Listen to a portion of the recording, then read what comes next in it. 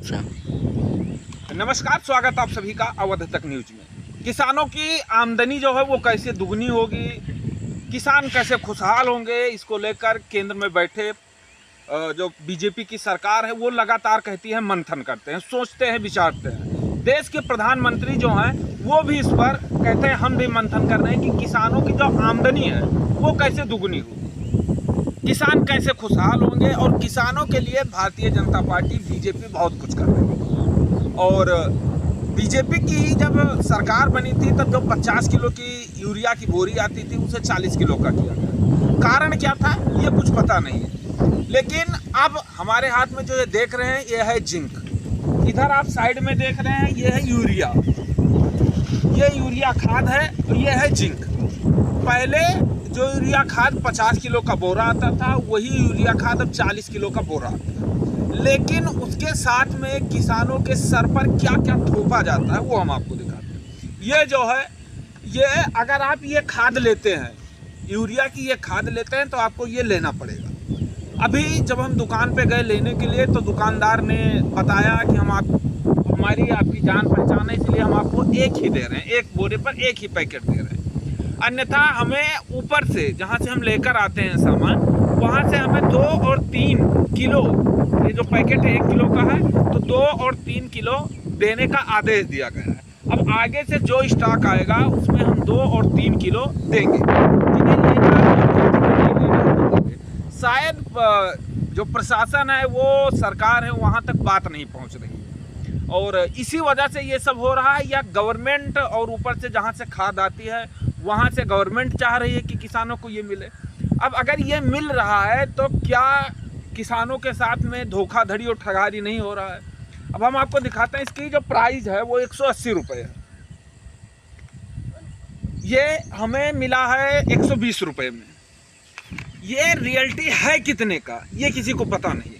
ये कभी 80 रुपये का भी बिक जाता है, कभी 100 रुपये का बिक जाता है, लगे हाथ जैसा दुकानदारों को मिलता है।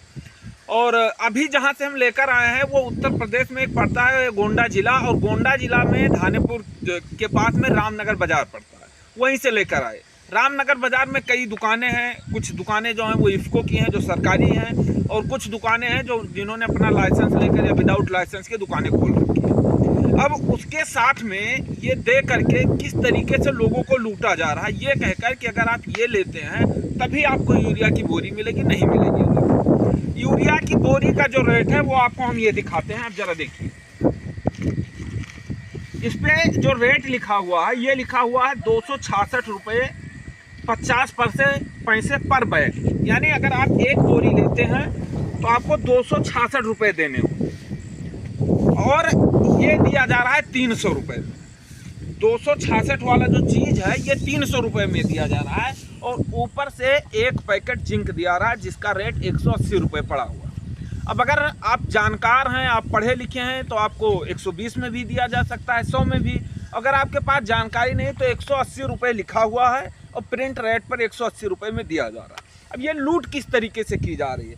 266 वाला चीज़ यहाँ पर दिया जा रहा है 300 रुपये में, रेट बढ़ा करके, और 180 वाला चीज़ जिसका रेट 180 पड़ा है वो घटा करके 120 रुपये में दिया जा रहा है। अब जरा सोचिए आप कि किस तरीके से यहाँ लूटमारी चल रही है। सरकार कह रही है किसानों की आमदनी दुगनी कर रहे हैं, अब ऐसे ही किसानों की आमदनी जो है वो दुगनी होगी।